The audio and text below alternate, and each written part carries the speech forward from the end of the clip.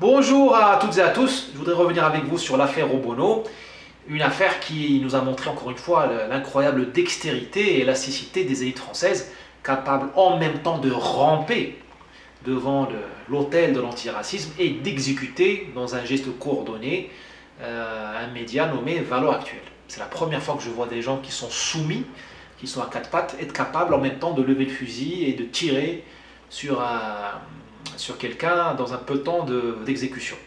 Et comme vous le savez, hein, certains fusillés sont innocents ou sont simplement des boucs émissaires ou des seconds couteaux, des sous-fifres. Et parfois, on fait parler le langage des armes pour taire ou pour couvrir les paroles précieuses et fragiles des sages. Or, que nous commande la sagesse dans cette affaire Obono? Elle nous dit quatre choses. La première, c'est que Madame Obono est une élue. Elle est un personnage public. Elle fait de la politique. Elle s'est portée volontaire pour rentrer dans la vie politique, qui est un combat. C'est connu depuis la nuit des temps. La politique est un combat, c'est un milieu violent. Voilà. Donc il est normal de recevoir des coups. Donc, je ne vois pas pourquoi on est en train de monter au plafond par rapport à une attaque qui est une attaque d'ordre politique. Après, il y a de la justice pour statuer sur les droits de chacun, mais je pense qu'on fait complètement hors sujet en disant que quelqu'un, puisqu'il est noir, il serait plus fragile que quelqu'un d'autre et qui, même s'il fait de la politique, il faut qu'il le fasse différemment parce qu'il part d'un niveau plus bas ou je ne sais quoi. Non, Madame Obono fait de la politique comme tous les députés français, les élus, les maires, et donc elle prend des coups. Voilà. C'est la loi de la politique. Si on veut un monde policé feutré, ben on travaille dans une ONG, dans une multinationale ou dans un secteur où il n'y a pas de violence. La politique, c'est un secteur, c'est un ring, c'est comme ça. Et tout le monde le sait, même moi. Donc, a priori, a fortiori, quelqu'un qui est dedans, comme Madame Obono. Deuxième point, on a quand même raté le sujet, comme d'habitude. On est hors sujet, c'est-à-dire qu'on rate le sujet qui est la traite négrière menée par les Arabes et les musulmans. Alors je ne sais pas pourquoi on a totémisé ce truc. Est-ce que, donc totémisé, on l'a rendu sacré, on ne peut pas le toucher. Alors, on ne peut même pas le dire. Est-ce que traite négrière dérange? Non, parce qu'il y a eu une traite slave. Il y a eu des esclaves, d'ailleurs slave et esclave, la même étymologie. Vous avez des Ukrainiennes vendues comme esclaves sexuelles en Turquie, en Égypte. Vous avez eu des Islandais, des Irlandais, des Espagnols, des Catalans, des Portugais, des Niçois, des Génois, des Corses, des Calabrais, des Siciliens. Vous avez eu des gens de l'Adriatique, jusqu'en Adriatique, qui ont été raptés, séquestrés, vendus comme esclaves dans les marchés d'Afrique du Nord. C'est connu, hein, là. Donc on peut parler de la traite négrière parce qu'elle est une traite parmi d'autres. Il n'y a pas de stigmatisation là-dedans, des Noirs. Alors peut-être que ce qui dérange, c'est le fait qu'elle ait été menée, accomplie par les Arabes et les musulmans. Alors je vous rassure, les Arabes et les musulmans n'ont pas de complexe de repentance, et tant mieux, c'est une qualité. Ils ne regardent pas vers le passé, enfin pas vers ce passé-là, ils ont d'autres problèmes, d'autres fixations, d'autres obsessions, mais pas celle-là. Il n'y a aucun problème, il n'y a pas de complexe de repentance en Arabie Saoudite, en Égypte par rapport, ou en Turquie par rapport à l'esclavage. Il n'y a pas de... Ne vous inquiétez pas, vous allez choquer personne. D'ailleurs, ce thème est tout à fait pacifié, tout à fait normalisé dans les rapports entre les Africains et les Arabes. C'est-à-dire, il y a une organisation de l'unité africaine, l'OUA, où les pays maghrébins et l'Égypte siègent avec l'Éthiopie, les Maliens, les Sénégalais, les Nigérians. Donc voilà, personne ne songe à remettre ce sujet-là sur le tapis. Il y a une ligue islamique, il y a une conférence islamique où les pays, comme un pays comme le Sultanat d'Oman, qui était esclavagiste jusqu'à la fin du 19e siècle, un grand pays esclavagiste, ce n'était pas des petits joueurs, siègent, discutent, dialoguent avec Zanzibar, la Tanzanie, ces anciennes victimes, entre guillemets, avec la Somalie, avec les pays du Sahel. Voilà, il n'y a aucun problème. Donc c'est un faux débat. On doit parler de la traite négrière arabo-musulmane. On doit en parler parce qu'elle a été permise par la traite négrière intra-africaine. Que les Arabes, comme les Blancs, venus par l'Ouest, les Arabes ont égratigné l'Afrique par le Sahel, qui veut dire littoral. C'est le littoral, c'est la zone de frontière entre transition entre le désert du Sahara et l'Afrique savane. Et les Blancs ont égratigné l'Afrique, surtout par l'Ouest, par les littoraux, notre Sahel, mais Sahel atlantique. Donc les Arabes, ils ont fait comme les Européens, ils se sont appuyés sur des roitelets, des empereurs noirs, qui ont vendu leurs frères ou rapté les hommes, les femmes et les enfants d'autres tribus. Ils les ont échangés contre des fusils vendus par des Britanniques en Sierra Leone, ou contre des armes venues du Nord, ou contre je sais pas moi, des marchandises venues du Maghreb, de Marrakech, d'Alger ou de Tripolitaine. C'est ça la réalité. Les Arabes n'ont pas été capables ils sont pas rentrés en profondeur au Nigeria ou au Congo pour aller rapter les gens. Ils ont envoyé des proxys pour le faire, où ils achetaient les gens, c'est dur à dire, hein, acheter les gens, j'ai du mal à dire ça. Ils achetaient les êtres humains dans des marchés, quoi. Quand on dit les Arabes de Zanzibar ont cherché les esclaves au Rwanda jusqu'au Ouganda au 19e siècle, hein, fin 19e. Ça veut dire on oublie de dire qu'ils étaient un ou deux les Arabes, et qu'ils avaient à leur service des mercenaires noirs. Donc si on accepte cette réalité-là, peut-être qu'on va désactiver la repentance. Parce qu'en réalité, tout le monde a du sang sur les mains. Si on accepte l'idée hallucinante de dire que nous sommes les héritiers de la culpabilité de nos anciens. Mais même si nous l'acceptons, hypothèse d'école, si nous sommes responsables de ce qu'ont fait nos arrière-grands-parents, eh bien, tout le monde en prend pour son grade. Les Béninois qui ont vendu leurs frères de l'intérieur du continent, les gens de Zanzibar qui ont vendu les Rwandais, les tribus du Congo, du fleuve qui ont vendu les gens du Haut-Plateau, les Peuls qui ont vendu à peu près tout le monde en Afrique de l'Ouest, et ainsi de suite. C'est-à-dire ça va être la guerre de tous contre tous. Faut peut-être en arriver à ça, à la limite de la guerre de tous contre tous, pour qu'on se réveille et qu'on arrête de regarder la repentance et de regarder le rétroviseur, et qu'on soit les enfants de demain, comme on dit en arabe marocain, et qu'on travaille pour le présent et qu'on fabrique le futur. Voilà.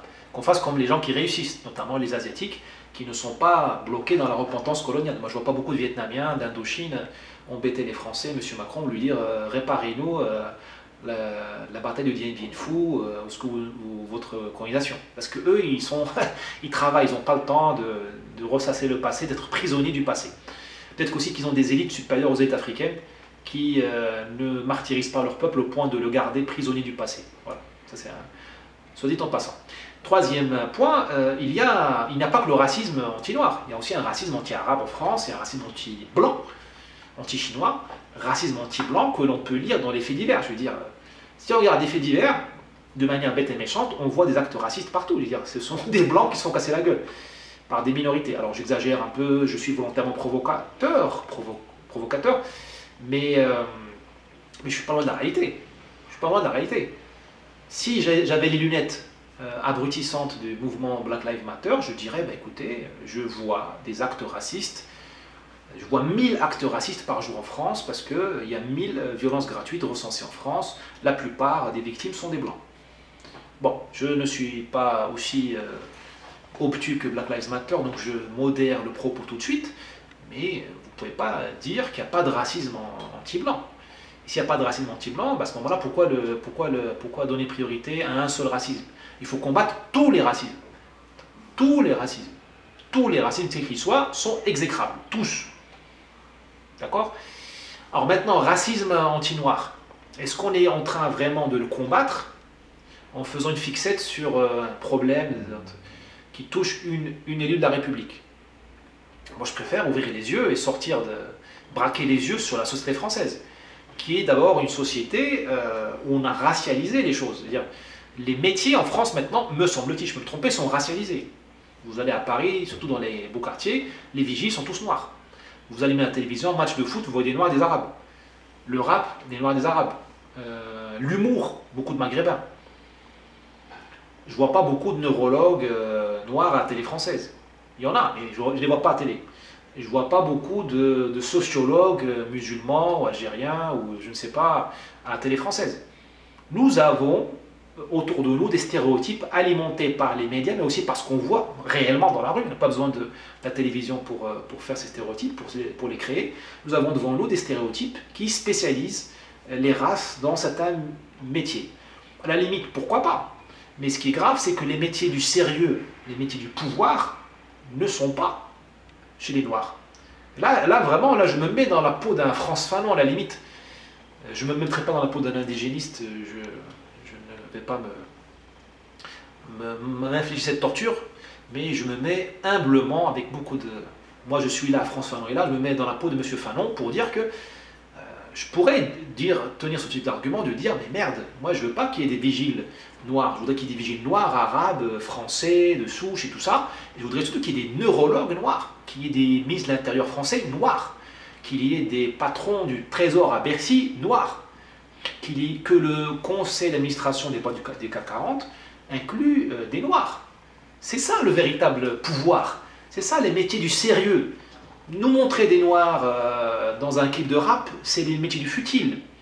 D'ailleurs, le rap est très dégradant pour les noirs. Moi, si j'étais France Fanon aujourd'hui, si France Fanon était parmi nous aujourd'hui, il mènerait une croisade contre le rap, qui nous montre des noirs dans des postures dégradantes.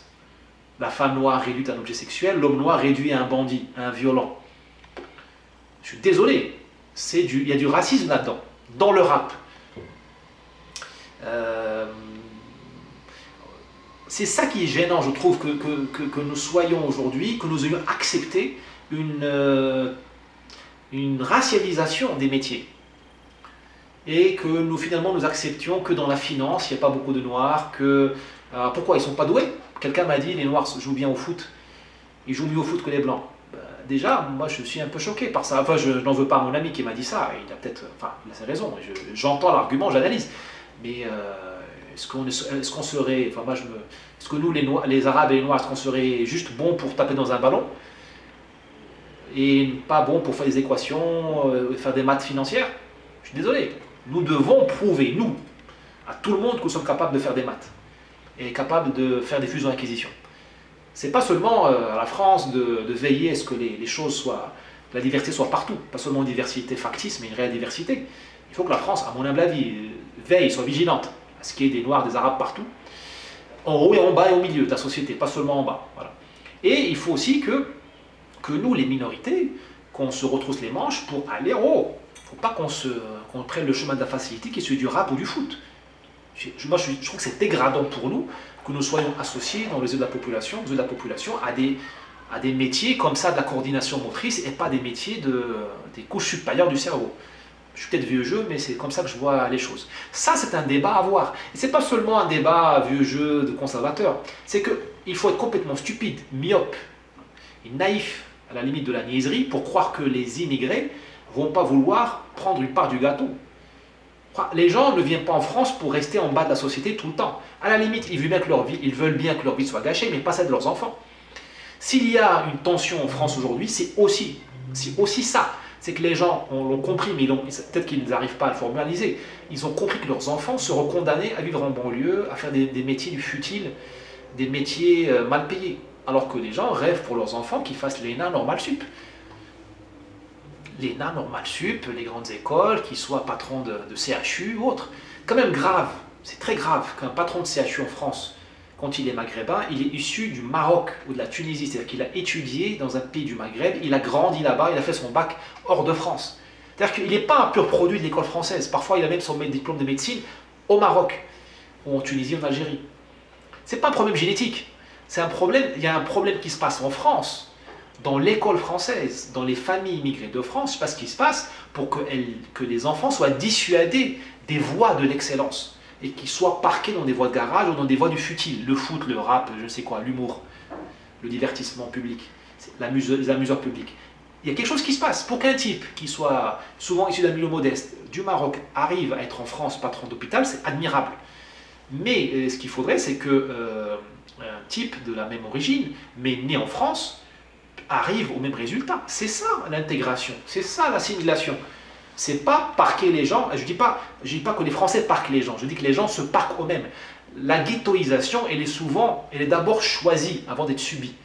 Les gens, alors là, il faudrait faire des livres sur le sujet, se ghettoisent par le manque d'ambition, par le fait de dire « Ah, les Français sont racistes, ah, j'ai pas les contacts », par le rap, les stéréotypes du foot qui leur renvoient les seuls possibles. C'est-à-dire, je peux devenir un grand joueur de foot, aligner les nanas et les bagnoles, ou un rappeur. Non. On a appris parfois aux gens à haïr la France, bah, c'est le meilleur moyen de les exclure de la pyramide sociale. Les imbéciles qui vous disent nique la France, ce sont vos ennemis parce qu'ils vous dissuadent d'aller conquérir les bonnes places en France, parce qu'il y a des bonnes places en France.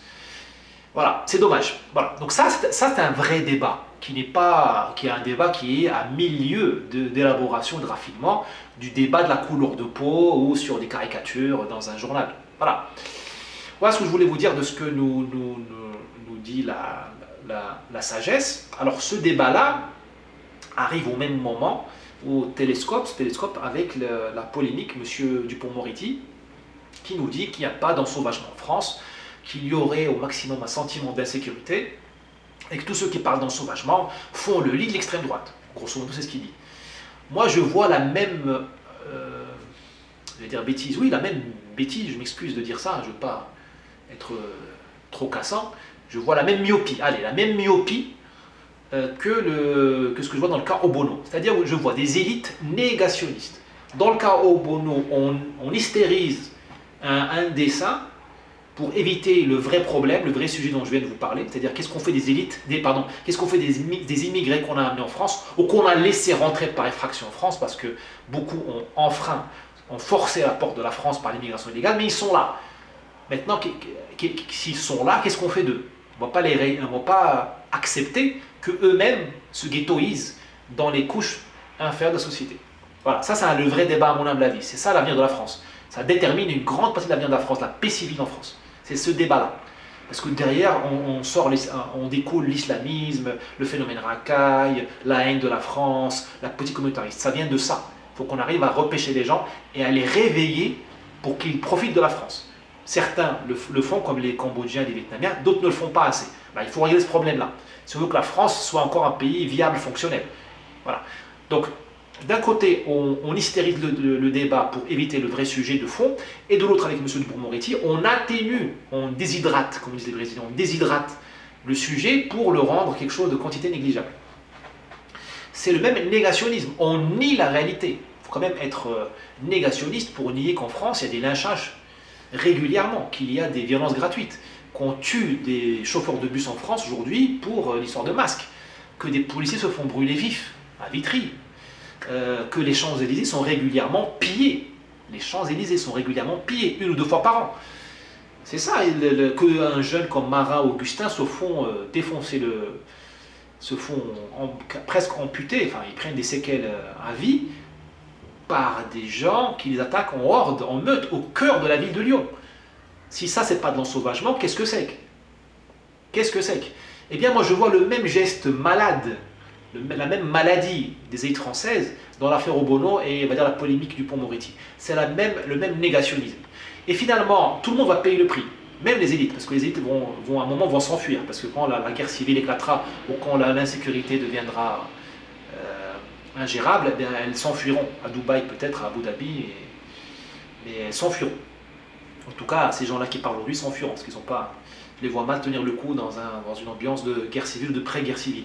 Ces élites aussi vont payer le prix très cher quand le combat antiraciste, Black Lives Matter, va devenir un combat, va gagner les entreprises. Parce qu'aujourd'hui, c'est facile. Aujourd'hui, ce sont les beaufs, je n'aime pas cette expression, mais c'est la réalité, ce sont les beaufs qui sont tapés dessus par les antiracistes. Mais demain, ça va être les conseils d'administration des grandes boîtes qui vont être assiégés par les antiracistes et les Black Lives Matter qui vont demander leur place. Et pas par le mérite, pas par le talent, c'est trop difficile. C'est par les quotas. Là, l'air deviendra irrespirable dans les grandes entreprises. Ça nous pend au nez. Mais bon, les élites sont irresponsables, enfin les élites, certaines sont irresponsables au point qu'elles ne voient même pas ça venir. Ceux qui vont souffrir, bien sûr, c'est le peuple de souche. Bon, là, ils souffrent depuis 40 ans, c'est pas une nouveauté. Et les minorités. Les minorités qui arrivent dans une France qui se tiers-mondise. Quand même, en France, un pays d'intellectuels, on n'est pas foutu de poser le débat au bon niveau. Soit on hystérise, soit on est en deçà, on atténue. Ben, quand même, les immigrés viennent en France parce que c'est le pays des Lumières. Or, les Lumières sont éteintes. Parce que la France n'est plus la France. La France n'est plus la France. La France, elle n'est plus dans l'affaire Obono, elle n'est plus dans les propos de M. Moretti. Elle est absente. Elle a tiré le rideau. Il y a un rideau qu'elle a tiré sur ses yeux, sur son intellect, elle ne réfléchit plus. Et ce n'est pas rendre service aux immigrés que de les accueillir ou de les laisser rentrer par effraction parfois dans une France qui a baissé le rideau. C'est pas juste pour eux aussi. Parce qu'une France qui ne réfléchit plus est une France qui va s'être déclassée. Parce que pendant que la France nie le réel et fait semblant qu'il n'y a pas de problème ou s'hystérise, la Chine, elle réfléchit, hein. Elle a une stratégie. La Chine, elle a une stratégie sur 10-15 ans. D'autres pays ont une stratégie, il n'y a pas que la Chine, hein. Voilà, il n'y a pas que la Chine qui concurrence la France. Voilà, dommage. Ensuite, les immigrés sont doublement victimes, hein. Je dis, ils sont victimes de la tiers-mondisation de la France qui ne réfléchit plus, qui a éteint les lumières, mais aussi de l'affaiblissement de la France. Les immigrés, les minorités ne sont pas venus en France pour s'agréger à une faiblesse. On veut s'agréger à une force. On ne s'assimile qu'à une force. On ne s'intègre qu'à une force. On ne va pas s'intégrer à plus faible que soi, à quelqu'un qui est méprisable. Je suis désolé, on ne peut pas demander à un immigré de s'assimiler à une culture où les gens sont à genoux. Je ne dis pas que je ne suis pas en train de justifier les violences ou les gens qui se sectarisent ou qui se communautarisent en France. Je dis tout simplement, si vous voulez que l'assimilation soit plus forte, qu'elle ait réellement lieu, il faut que la France soit sexy. On est sexy quand on est fort. Les civilisations, elles connaissent la force d'un langage qu'elles comprennent.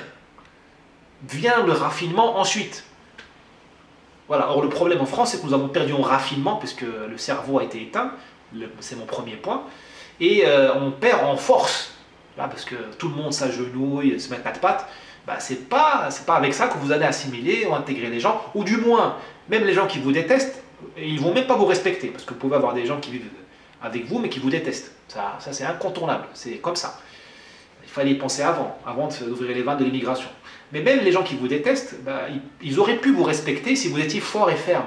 Là, vous les invitez à vous écraser. Il faut bien comprendre qu'on ne rend pas service à la paix en France avec autant de médiocrité intellectuelle et de faiblesse morale, même physique. Plus on recule, plus on refuse de voir le réel, plus on appelle l'attaque des violents. Et je ne sais pas de qui est la phrase qui dit que la barbarie naît des égarements de la civilisation. La barbarie en France, la barbarie, les agressions, les lynchages, ils sont le fils légitime du recul de la France.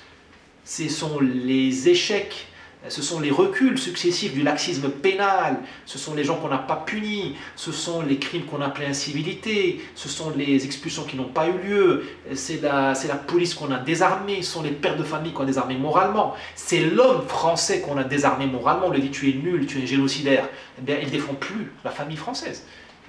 On peut lire les agressions comme un retrait de l'homme français, le mal. On lui a dit tu es machiste, tu es un génocidaire, tu es pétainiste, il s'est dit les gars je vous laisse, hein. Démerdez-vous. Et maintenant, vous voyez des gens qui se mettent à quatre pour tabasser une nana française et personne ne bouge. Il a fallu que le jeune Augustin se sacrifie, alors qu'il y avait des gens autour. Parce que l'homme français a été désarmé. Là, je fais un peu de spéculation. Je ne vous dis pas que c'est une vérité révélée, mais je veux vous provoquer. Si on continue comme ça, on va tiers-mondiser le pays et tout le monde va payer le prix. Non seulement les gens du bas, qu'ils soient les Français de souche ou les immigrés, mais aussi les gens du haut. Ce que les gens du haut ne comprennent pas, c'est qu'on ne peut pas négocier avec la barbarie. Vous n'allez pas vous retirer à Courchevel ou à Deauville et laisser la barbarie s'installer ailleurs. Ils vont vous chercher là où vous êtes. Merci, au revoir.